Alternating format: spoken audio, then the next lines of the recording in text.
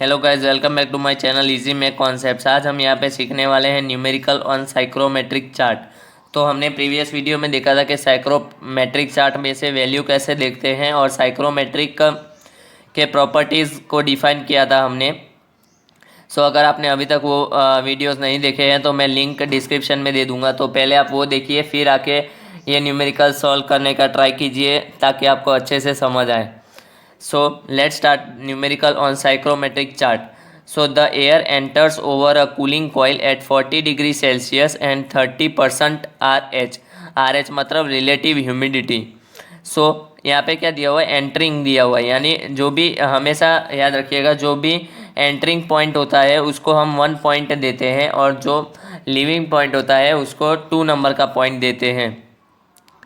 30% RH at a rate of 200 metre cube per minute, ये भी दिया हुआ है। अब data as it is given data लिखते रहेंगे। सॉल्यूशन में आप ऐसा कीजिएगा, जैसे जैसे आप क्वेश्चन रीड करें गिवन डेटा लिखते जाइएगा। Cooling coil at 40 degree Celsius, तो TD1 दिया हुआ है हमें 40 डिग्री सेल्सियस। फिर 5 से हम डिनोट करते हैं रिलेटिव ह्यूमिडिटी को, जो दिया है 30%, तो लिख देने का 5 इज इक्वल्स टू 30%। फिर दिया है मास ऑफ फ्लो रेट दिया हुआ है 200 मीटर क्यूब पर मिनट। इसको आप यहीं पे 200 इंटू 200 डिवाइड बाई 60 कर दीजिएगा तो मीटर क्यूब पर सेकंड पे आपको आंसर मिल जाएगा। और अगर नहीं भी करना है तो बाद में आपको ये स्टेप करना ही पड़ेगा। आप पहले ही इसे सॉल्व करके रख दीजिए। 200/60 वो आएगा मीटर क्यूब पर सेकंड में। फिर आता है TD2 मतलब एंड इज लिव्ड एट, मतलब एयर लीव कर रहा है 20 डिग्री सेल्सियस पे, तो ये TD2 हो जाएगा। TD2 is equals to 20 degree Celsius with same specific humidity. क्या दिया हुआ, W1 is equals to W2। ये हमने क्वेश्चन मार्क क्यों किया वो आपको पता चलेगा, क्योंकि यहाँ पे लिखा हुआ है कि डिटरमाइन स्पेसिफिक ह्यूमिडिटी। यहाँ पे सिर्फ दिया था कि स्पेसिफिक ह्यूमिडिटी दोनों का सेम होगा, एयर एंटर कर रहा है और एयर लीव कर रहा है उसमें। पर यहाँ पे क्या दिया हुआ है कि हमें फाइंड करना है क्या, स्पेसिफिक ह्यूमिडिटी। तो W1 is equals to W2 is equals to question mark, मतलब हमें फाइंड करना है। फिर आता है रिलेटिव ह्यूमिडिटी एट एग्जिट, मतलब हमें 5.1 तो दिया हुआ था, हमें 5.2 फाइंड करना है। 5.2 पता नहीं है क्या है। फिर है heat enthalpy eight inlet and exit, तो एंथैल्पी मतलब एंथैल्पी एट इनलेट मतलब H1 और एंथैल्पी एट एग्जिट मतलब H2। ओके। फिर दिया हुआ हीट रिमूव्ड फ्रॉम द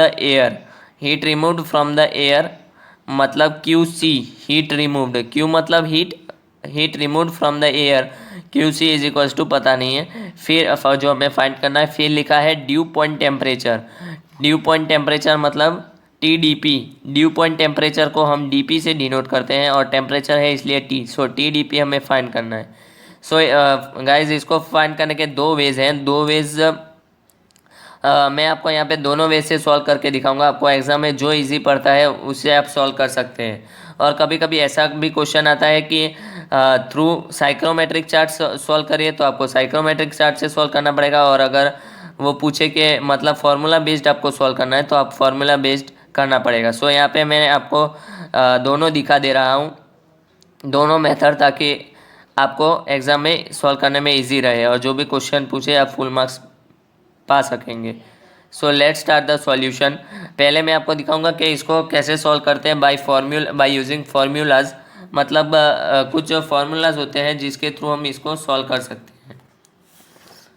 यहाँ पे दिया है फ्रॉम द स्टीम टेबल आप सभी को देखना आता होगा।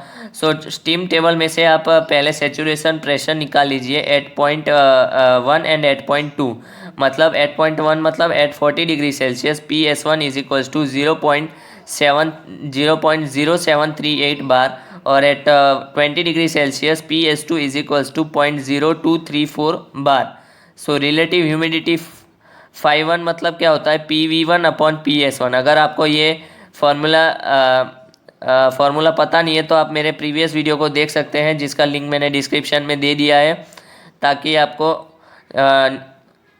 पता चले कि रिलेटिव ह्यूमिडिटी क्या होता है। PV1/PS1, तो PV1/PS1 इज इक्वल्स टू 5.1, तो हम इसको इधर मल्टीप्लाई करेंगे तो हमें PV1 मिल जाएगा। PV1 is equals to 5.1 into PS1। So हमारे पास PS1 की भी वैल्यू है और phi1 की भी वैल्यू है, तो हमें उससे PV1 मिल जाएगा 0.3 इंटू phi1 हमें 0.3 दिया हुआ है और इंटू 0.073 है जो हमने अभी फाइंड किया है। सो PV1 इज इक्वल्स टू 0.02214 बार। फिर आता है स्पेसिफिक ह्यूमिडिटी। स्पेसिफिक ह्यूमिडिटी हमें फाइंड करना है, जो है W1 और W2 दोनों सेम है, तो हम एक पॉइंट का फाइंड कर लेंगे तो हमें दोनों पॉइंट का मिल जाएगा। So W1 is equals to 0.622 into PV1 upon PB minus PV1।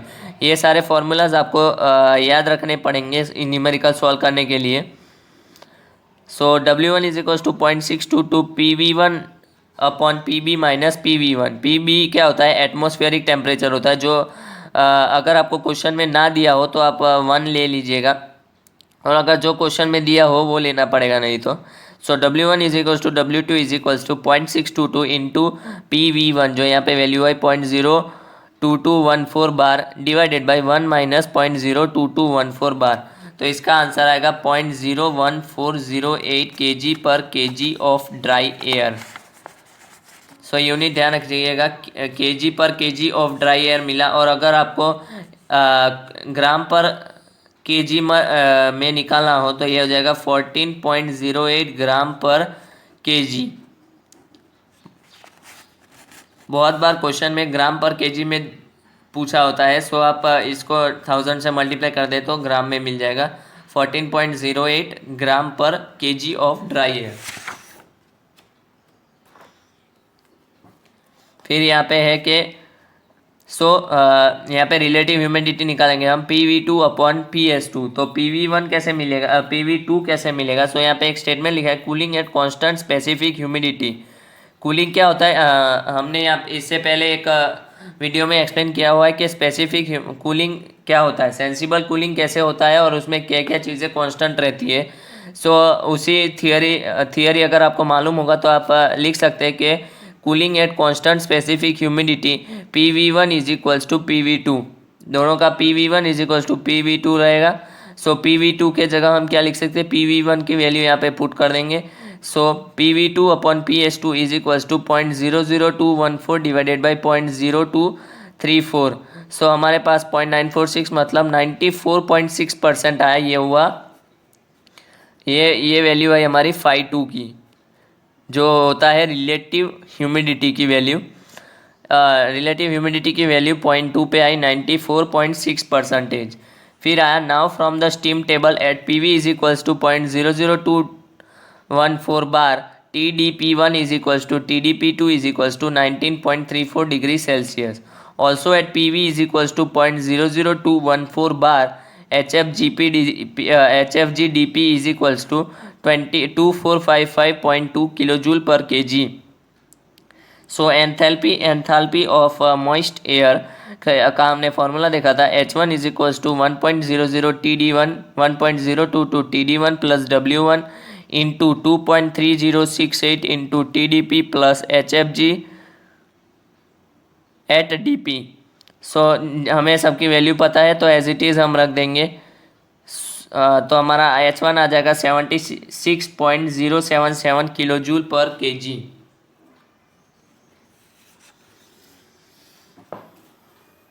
फिर है H2। उसी तरीके से हम H2 फाइंड कर लेंगे फॉर 0.2, तो वहाँ पे आ जाएगा फॉर्मूला 1.022 TD1 के जगह जितने भी 1 पॉइंट थे उसके जगह आ जाएंगे TD2 plus W2 2.3068 TDP plus HFG at TDP।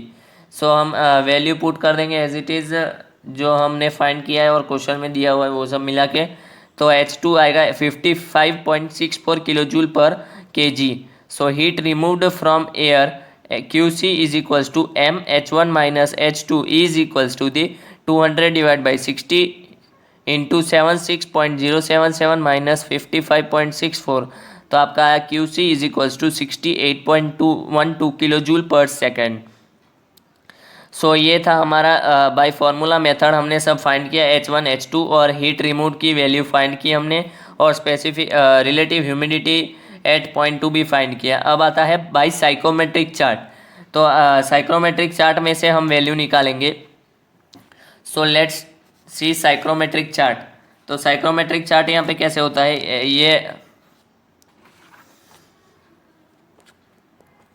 ये है गाइस साइक्रोमेट्रिक चार्ट, जो मैंने आपको समझा था कि इसमें वैल्यू कैसे देखते हैं या तो फिर फाइंड कैसे करते हैं।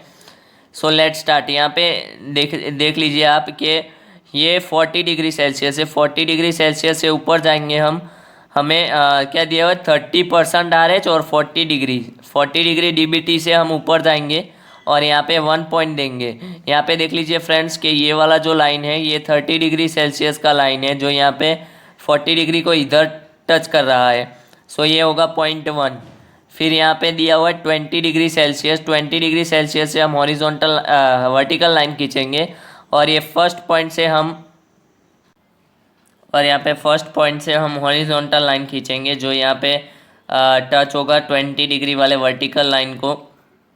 वहाँ पे 2 पॉइंट होगा, यहाँ पे हम 2 पॉइंट लिख देंगे। फिर यहाँ से ये हॉरिजॉन्टल लाइन को हम एक्सटेंड करते रहेंगे जब तक ये सैचुरेशन कर्व को टच ना हो। तो सैचुरेशन कर्व को जैसे ही टच करेगा ये, वहाँ से हम वर्टिकल लाइन नीचे की तरफ खींच देंगे और जो पॉइंट हमारा आएगा उसको हम लिखेंगे वो वाला होगा हमारा ड्यू पॉइंट टेम्परेचर। और यहाँ से हम WBT यहाँ पे जो लाइन जा रही है वो उस लाइन को हम कंटिन्यू करेंगे। तो यहाँ पे जो पॉइंट मिलेगा वो हमारा H1 होगा और ये वाले पॉइंट से हम लाइन खींचेंगे तो वो वाला हमारा पॉइंट होगा H2। यहाँ पे मैंने रफली डायग्राम ड्रॉ किया है, इसलिए आपको एग्जैक्ट रिजल्ट शायद ना मिले, बट अप्रोक्स रिजल्ट आपको मिल जाएगा। और यहाँ इस चार्ट के हिसाब से आप सबका अलग अलग वैल्यू आ सकती है, क्योंकि देखने के एक्यूरेसी पे डिपेंड करता है कि आंसर कितना नज़दीक आएगा। पर आप टेंशन ना लें, क्योंकि अप्रोक्सीमेटली आपका रिज़ल्ट सेम ही आएगा, जो हमारे ऊपर वाले स्टेप से आया है वैसे ही। तो ये वाला पॉइंट होगा H1 और यहाँ से हम लाइन खींचेंगे इंक्लाइन लाइन, वो होगा H2। फिर इस वाले लाइन को हम एक्सटेंड करेंगे और सीधा सीधा इस तरफ जाएंगे। तो यहाँ पे जिस पॉइंट पे टच हो रहा है वो वाला होगा W1, और W1 और W1 भी होगा और वो W2 भी होगा, क्योंकि W1 और W2 आपको इक्वल है इसलिए। सो यहाँ पे फाइनली फिर हम जो मुझे वैल्यू मिली वो मैं लिख सकता हूँ। मुझे वैल्यू मिली है यहाँ पे H1 की मिली है मुझे 70, H2 की वैल्यू मिली है मुझे 50।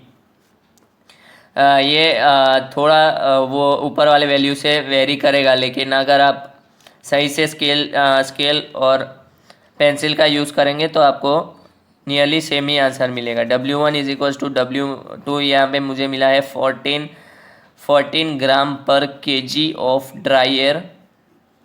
सो मैं यहाँ पे लिख देता हूँ वैल्यू ऑफ ड्राई एयर। और फाई टू मतलब रिलेटिव, यहाँ पे फाई टू आपको कहाँ से मिलेगा, ये वाला पॉइंट कहाँ पे टच हो रहा है। तो यहाँ ये वाला पॉइंट है मेरा नियरली इक्वल टू 95% जितने पॉइंट पे आ रहा है। सो मेरा रिलेटिव यानी ये वाला कर्व कौन से कर्व को टच कर रहा है, तो मेरा अप्रोक्सीमेटली 95 वैल्यू आ रही है। और ड्यू पॉइंट टेम्परेचर मुझे मिल रहा है अराउंड 17 डिग्री सेल्सियस।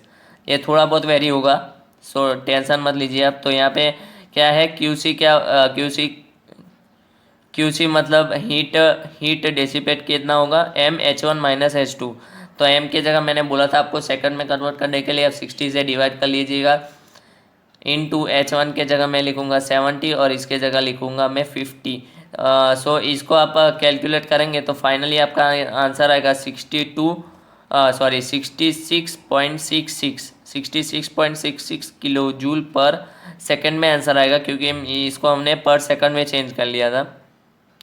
सो यहाँ पे न्यूमेरिकल ख़त्म होता है। आई होप आपको ये वीडियो पसंद आया हो और आपको पूरा न्यूमेरिकल समझ आ गया होगा साइक्रोमेट्रिक चार्ट के ऊपर।